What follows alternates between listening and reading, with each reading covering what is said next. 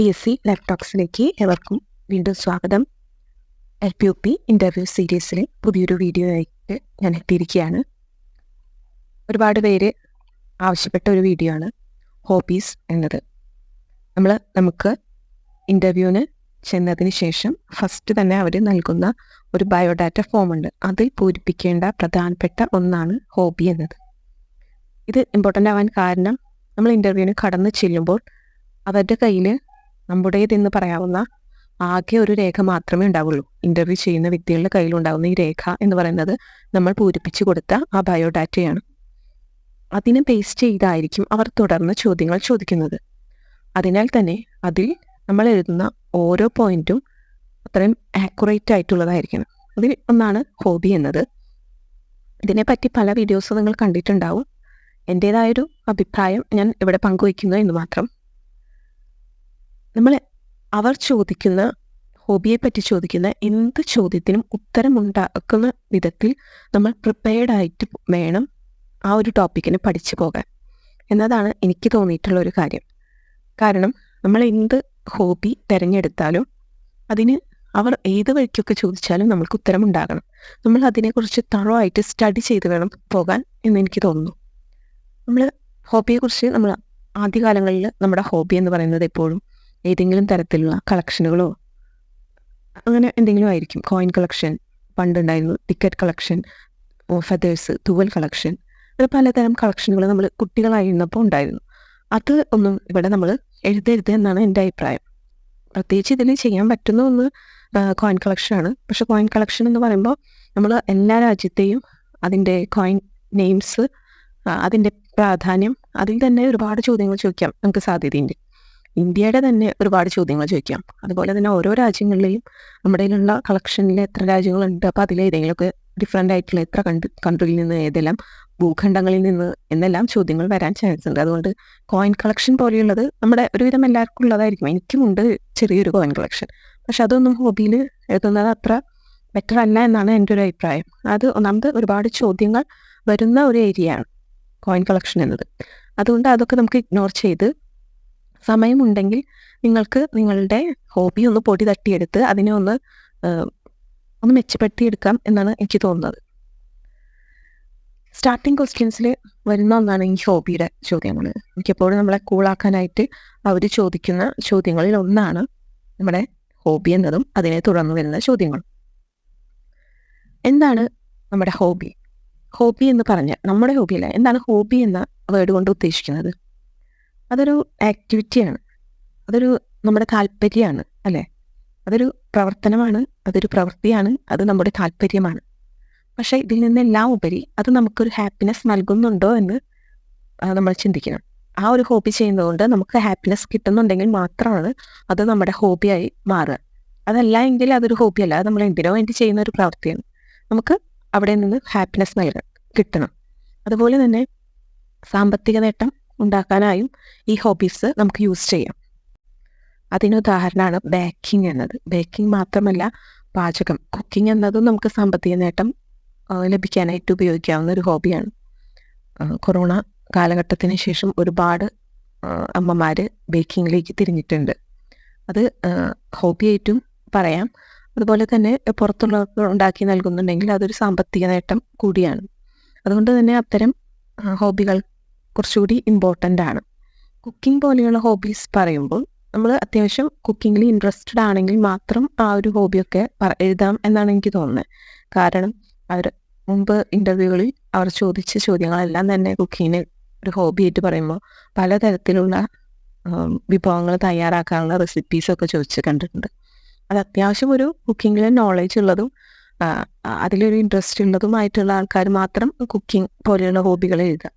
Baking താല്പര്യമുള്ളവർ അത് എഴുതുന്നവർ തന്നെ അതിൻ്റെ ഇൻഗ്രീഡിയൻസ്, അതിനുപയോഗിക്കുന്ന സപ്ലിമെൻറ്റ്സ്, അതെല്ലാം അതിനെപ്പറ്റിയൊക്കെ നമ്മൾ അറിഞ്ഞിരിക്കുക. അതിൻ്റെ ഒരു നെയിംസ്, അതുപോലെ അതിൻ്റെ കോസ്റ്റ്, നമ്മൾ കേക്ക് ഉണ്ടാക്കി കൊടുക്കുമ്പോൾ അതിലെത്ര ലാഭം കിട്ടുന്നു എന്നുള്ള തുടങ്ങിയുള്ള ഐഡിയകളൊക്കെ നമ്മൾ ജസ്റ്റ് ഒന്ന് മൈൻഡിലൊന്ന് വയ്ക്കുക. അങ്ങനെ ഒരു ചോദ്യം വന്നാൽ അതൊക്കെ നമ്മൾക്ക് ഉത്തരം പറയാൻ കഴിയണം.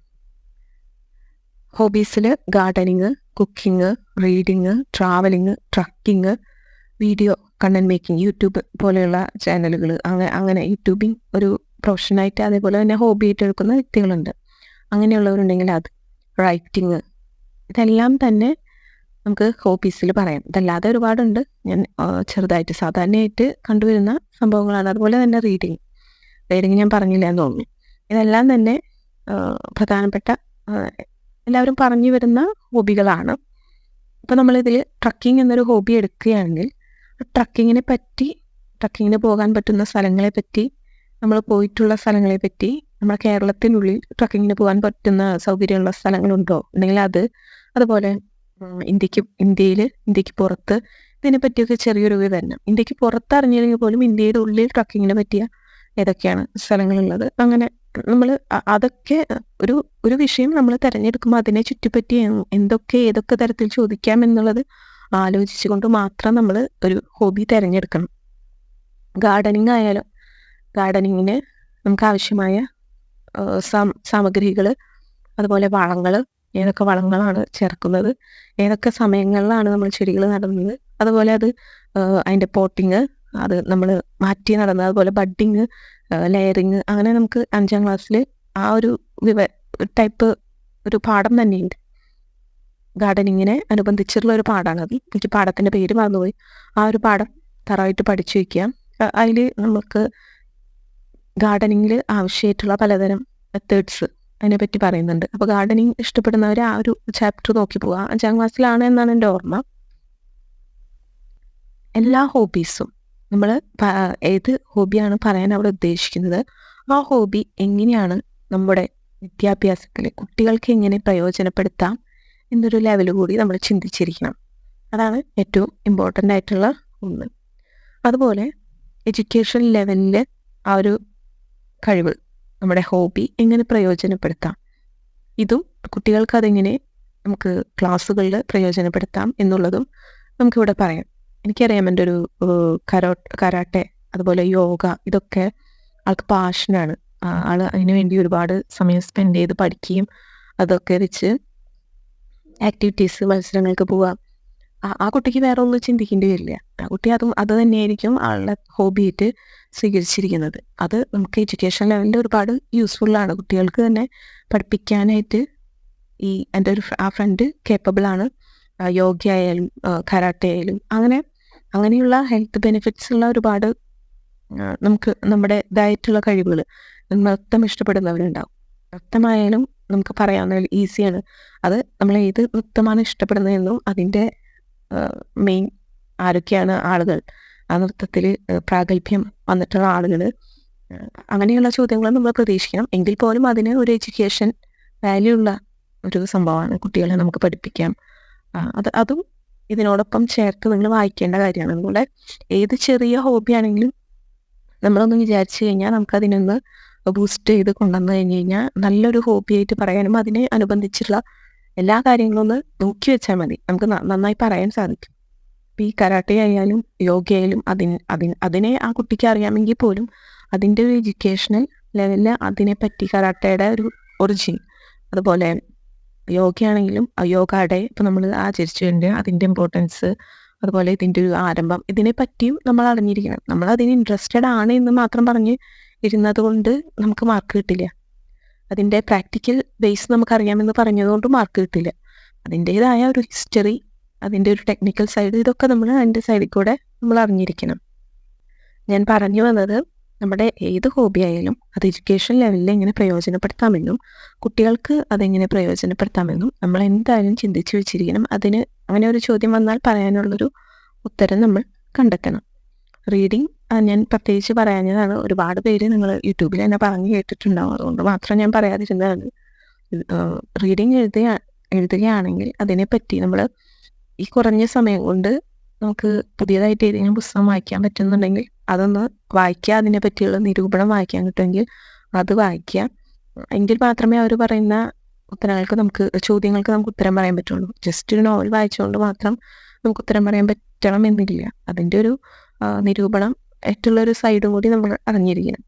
അതുപോലെ അത് ഏത് രീതിയിലാണ് നിങ്ങൾ, അതായത് ഇപ്പോൾ റീഡിങ്ങിൽ തന്നെ കവിത ഇഷ്ടപ്പെടുന്നവരുണ്ടാവും, കഥ ഇഷ്ടപ്പെടുന്നവരുണ്ടാവും. നോവൽ ഇഷ്ടപ്പെടുന്നവരുണ്ടാവും, മലയാളം ലിറ്ററേച്ചർ ഇഷ്ടമുള്ളവരുണ്ടാവും, അതുപോലെ തന്നെ ഇംഗ്ലീഷ് ലിറ്ററേച്ചറിനോട് താല്പര്യമുള്ളവരുണ്ടാവും. ഇതെല്ലാം പ്രത്യേകമായിട്ട് സ്പെസിഫിക് നിങ്ങളുടെ ഒരു ഏരിയ ഓഫ് ഇൻട്രസ്റ്റ് ഏതാണെന്ന് എഴുതി കഴിഞ്ഞ് കഴിഞ്ഞാൽ അത് കുറച്ചും കൂടി ആ ഒരു ഏരിയ എന്നുള്ള ക്വസ്റ്റ്യൻസേ നിങ്ങൾക്ക് വരികയുള്ളൂ. നിങ്ങൾക്ക് അപ്പോൾ ഇവിടെ നിന്ന് നോക്കി പോകുമ്പോഴും ആ ഒരു ഏരിയനെ പറ്റി മാത്രം നോക്കി പോയാൽ മതി. അതല്ല, വെറുതെ റീഡിങ് എന്ന് പറയുമ്പോൾ നിങ്ങൾക്ക് ഏത് ഏരിയയിൽ നിന്ന് വേണമെങ്കിൽ ചോദ്യം വരാം. ഇംഗ്ലീഷിൽ നിന്നോ മലയാളത്തിൽ നിന്നോ അതുപോലെ തന്നെ കവിതയിൽ നിന്നോ കഥയിൽ നിന്നോ നോവലിൽ നിന്നോ ഏത് ഭാഗത്തു നിന്ന് വേണമെങ്കിൽ വരാം. അത് വളരെ